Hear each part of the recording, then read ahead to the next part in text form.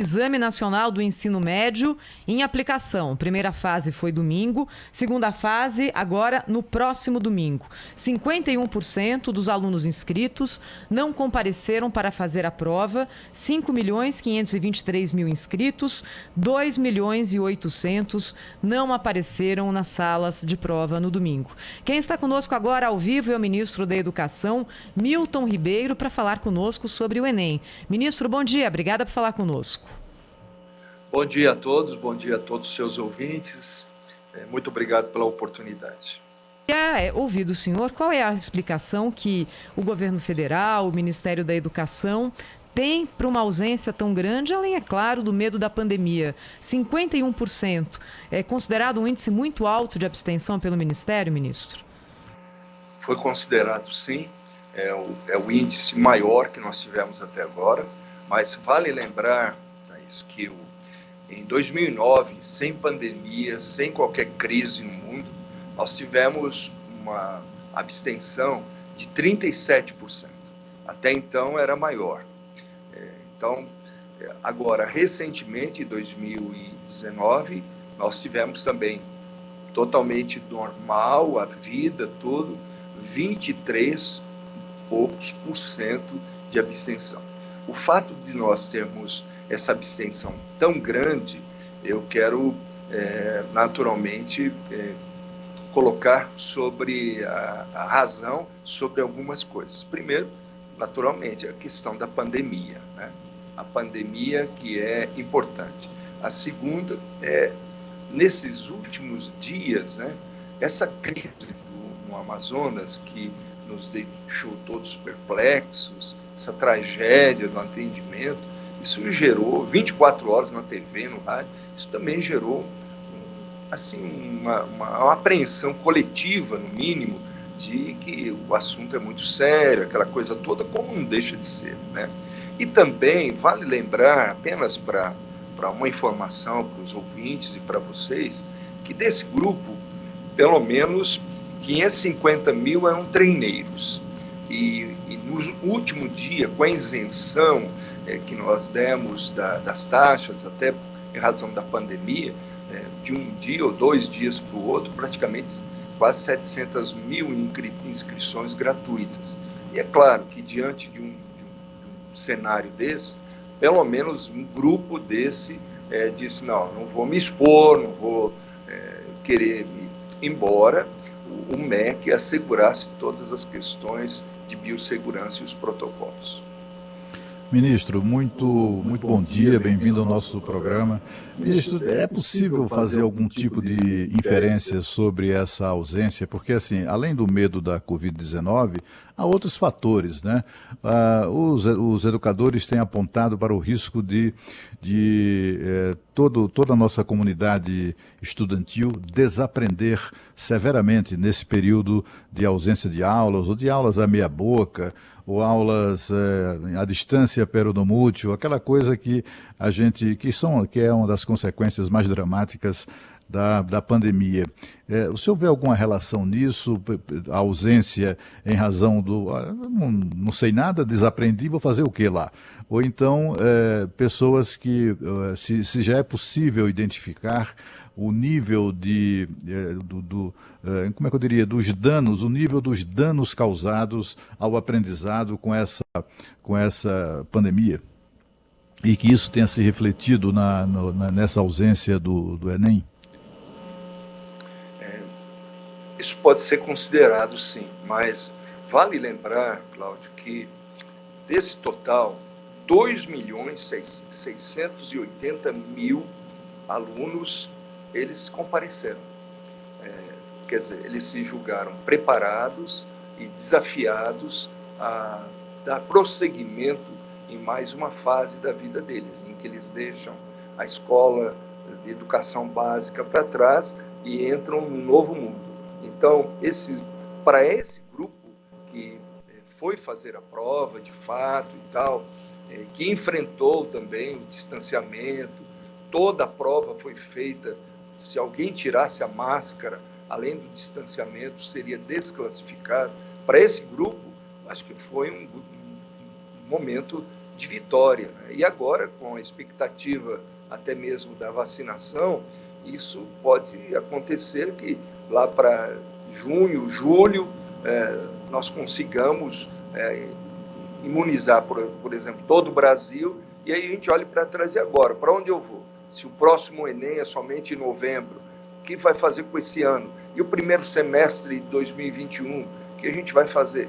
Então, eu creio que foi uma oportunidade, foi uma atitude do governo federal de crença no futuro, e com todos os cuidados, é claro, e eu creio que houve sim um dano em termos do aprendizado, mas também houve algumas descobertas. Por exemplo, a questão do mundo virtual, das ferramentas virtuais, que eram quase acessórias até então no ensino, agora elas se tornaram preponderantes, se entendeu como uma ferramenta útil para a educação, né? Até mesmo o trabalho, o home office, tudo isso, nós tivemos alguns aprendizados em toda essa crise. Ministro, bom dia, o Pedro Campos. A gente vai voltar a falar sobre o Enem, porque tem muita dúvida sobre isso, mas já que o senhor trocou no assunto aí de aulas, né, de prejuízo para a educação por conta da pandemia, novos modelos que foram descobertos, eu queria fazer uma pergunta bem direta para o senhor. O senhor, o Ministério da Educação, são favoráveis ao retorno das aulas presenciais nesse ano de 2021? Nós somos, sim. Somos favoráveis, sobretudo para os jovens adultos do ensino superior. A relação com as aulas da educação básica, que cabe uma intervenção mais direta a governadores e prefeitos municipais, naturalmente nós também somos favoráveis, com todos os cuidados e os protocolos. O MEC preparou 2 tipos de protocolos, todos voltados, não um protocolo simples de medicina, mas voltado à educação.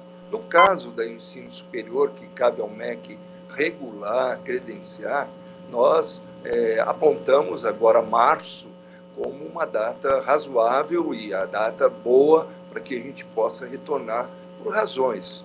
Uma delas, de maneira bem prática, é a questão, como disse há pouco, de se tratar de jovens adultos que entendem que devem manter o distanciamento social, uso de máscara e tudo mais, né?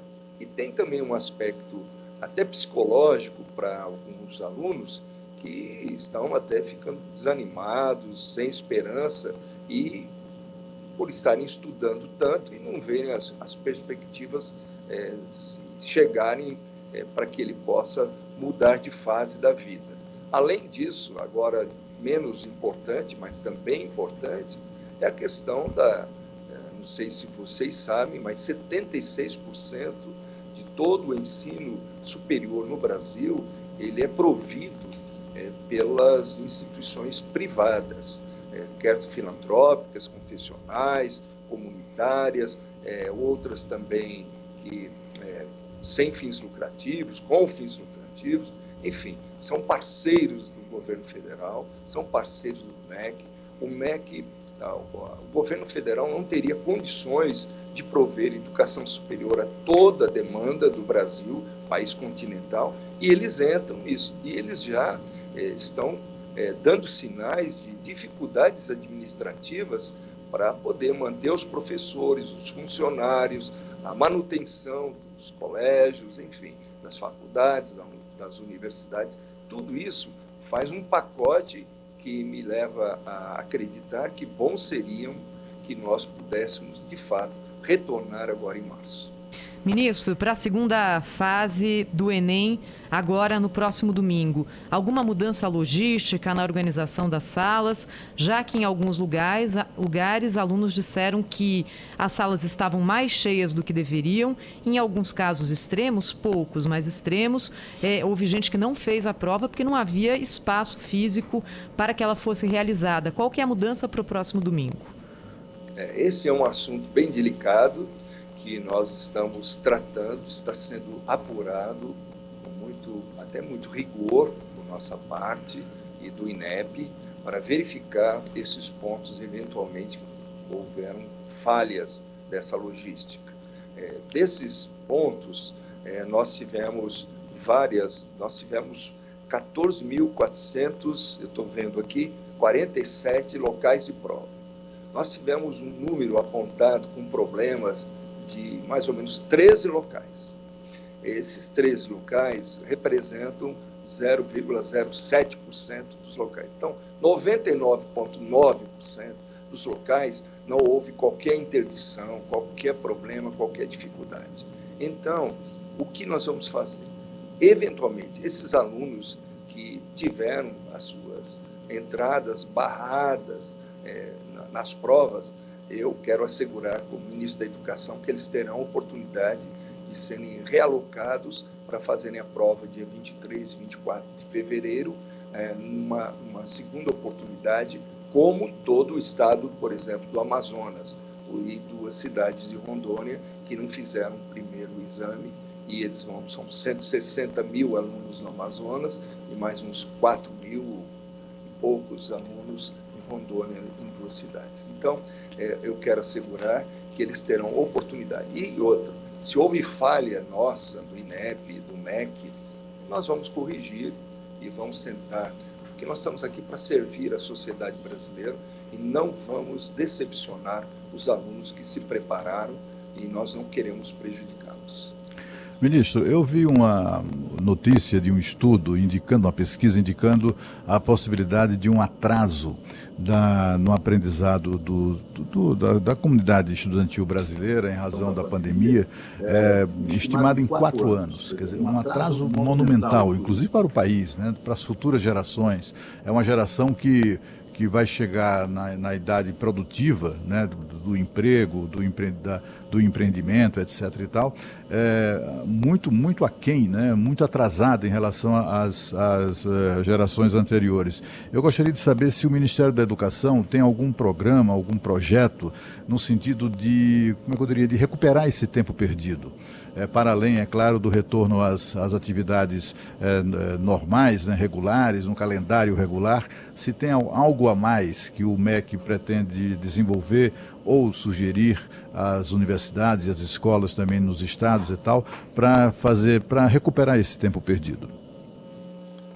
O MEC, naturalmente, eu concordo com você, seguramente eu creio que a aula presencial, a figura do professor, ela, no meu entendimento, ela é indispensável para que haja o ensino e o aprendizado. Eu reputo a figura do professor como uma figura importantíssima nesse processo de ensino e aprendizado, e eu creio que nós vamos ter essa dificuldade. Sem querer relativizar, Cláudio, mas é um nivelamento que nós vamos ter mundial. O mundo todo sofreu esse impacto. Então, eventualmente, o problema que nós sofremos aqui no Brasil, nós vamos ter em todo o mundo, todo o globo. Então, isso sem relativizar, sem minimizar a questão sem minimizar a questão relativa a isso, a dificuldade de aprendizado.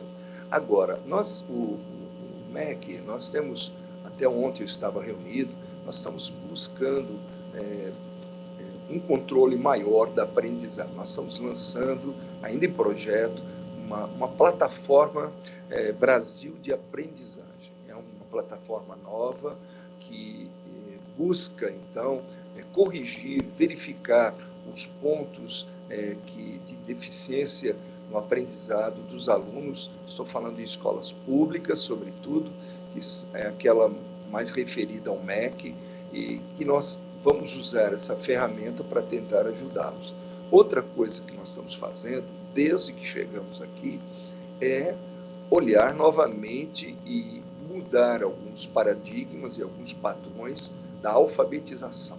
Eu acho que as coisas começam lá no alicerce, lá na base, e nós estamos tentando revolucionar essa questão da alfabetização. Nós tínhamos meninos aqui, a gente via pelas estatísticas, com 9, 10 anos, totalmente analfabetos. né? Então, agora, nós estamos treinando professores, capacitando os professores, sobretudo de escolas públicas, para que a gente comece. Então, educação é algo que só se fala a médio e longo prazo, não a curto prazo. Então, a questão sobre o impacto agora desse problema, como você pontuou, nós vamos tentar, de uma maneira ou de outra, né, minimizar ou tentar, de alguma maneira, corrigir isso para que a gente possa ter um Brasil melhor. O importante, Cláudio, é que há um comprometimento do governo federal. Vocês podem acreditar nisso, seus ouvintes. Nós estamos aqui, nós somos pais, irmãos, mães e tal, de alunos, e nós queremos dar o nosso melhor para que a sociedade brasileira seja enriquecida com uma educação de qualidade. Ministro, ainda sobre o Enem, o senhor colocou números aqui que indicam que treineiros foram incluídos nessa estatística de ausência.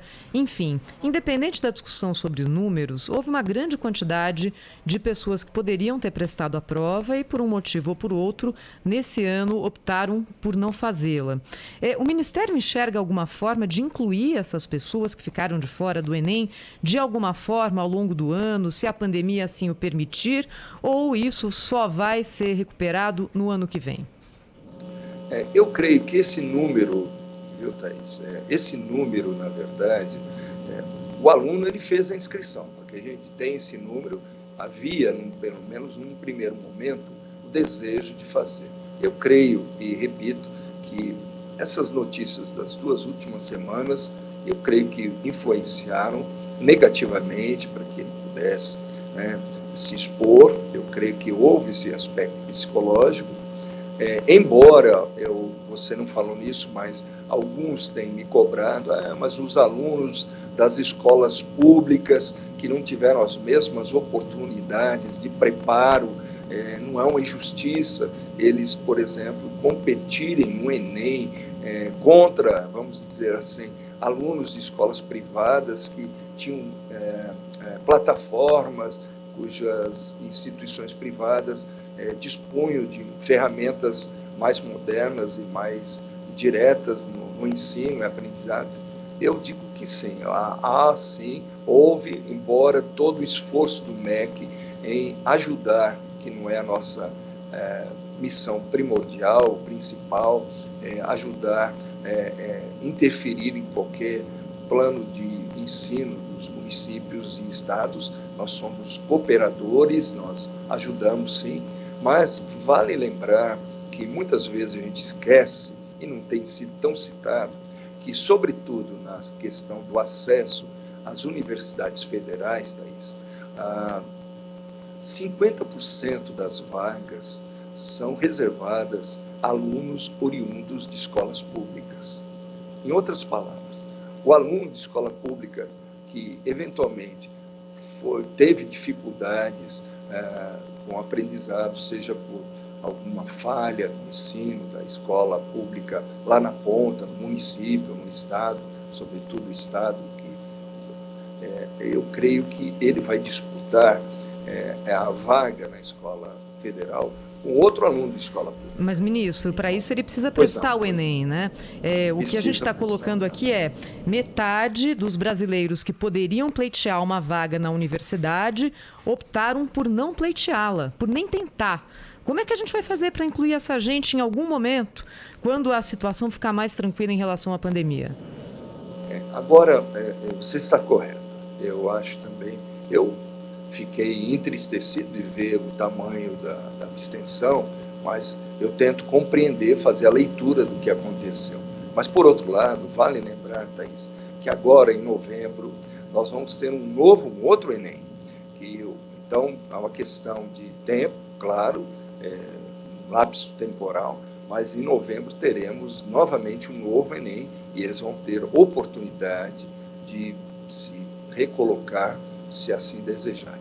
Ministro, para a gente finalizar a entrevista, eu queria perguntar para o senhor sobre escola cívico-militar, que foi uma promessa de campanha muito explorada pelo presidente da República no começo do seu mandato, e eu queria saber como é que está esse projeto no governo, ainda é uma das prioridades aí do Ministério da Educação? É uma prioridade, mas nós temos levado assim de maneira paralela. Vale a pena você entender, viu, Pedro, que a escola cívico-militar, ela não é uma escola militar. Nós temos, isso tem que ser claro, esclarecido até mesmo para os seus ouvintes, que a escola cívico-militar, ela tem um componente militar, sim, que inclusive é uma parceria do MEC com o Ministério da Defesa, em que professores e gestores militares reformados, geralmente, eles são apoiados pelo Ministério da Defesa através de verbas que o MEC dispõe ao Ministério da Defesa. E o que nós temos experimentado e visto, por exemplo, a gente pega um estado como Goiás, que tem um número muito grande de escolas militares e cívico-militares. Nós vamos iniciar agora. Essa semana eu estive com o governador Caiado. Você olha nas estatísticas, você vai ver que as escolas militares e cívico-militares, por questão até mesmo de um padrão de atuação e da qualidade pedagógica, Goiás ele se tornou um destaque em termos do IDEB, de avaliação dos alunos. E hoje, por exemplo, o que eu tive informação é que, por exemplo, nós temos, para entrar uma escola militar, por exemplo, em Goiânia, a concorrência é 18 candidatos para cada vaga. Então, a população aceitou de bom grado, que a população não quer expor o filho a ir para a escola e não sabe se ele vai voltar vivo. E lá nós temos questões de segurança, de ordem, de disciplina, coisas próprias do mundo militar, que nós podemos emprestar, sim, com todo o respeito e cuidado, as orientações pedagógicas, para que a educação do Brasil ela possa melhorar e melhorar bem. Então, esse ano nós temos, no mínimo, aí, pelo menos 54 novas escolas militares, e praticamente todos os estados, com exceção de dois, que eu não saberia, 2 ou 3 que não têm interesse em ter escolas cívico-militares. Uhum. Lembrando que só os gestores são militares nas escolas cívico-militares. Não é professor militar, só gestores. Ali é a questão da administração. Queria agradecer ao ministro Milton Ribeiro, ministro da Educação, que falou ao vivo conosco no Jornal Gente da Rádio Bandeirantes, entrevista que também foi transmitida pelo portal UOL. Obrigada, ministro. Até a próxima. Thaís, você me permite só um registro? Pois não. Eu queria prestar uma homenagem aqui a um servidor do MEC, através do INEP, que faleceu nesse processo. Ele era o responsável pelo INEM, que é o professor Carlos Roberto Pinto de Souza. Já faz mais ou menos 8 dias que ele faleceu, causou uma tristeza muito grande em todos, e faço aqui esse registro em respeito à sua memória e de sua família. Nossos sentimentos, ministro. Obrigado, até a próxima, hein? Obrigado a vocês. Obrigado, Cláudio. Rede Bandeirantes de Rádio. Esta meia hora tem o apoio de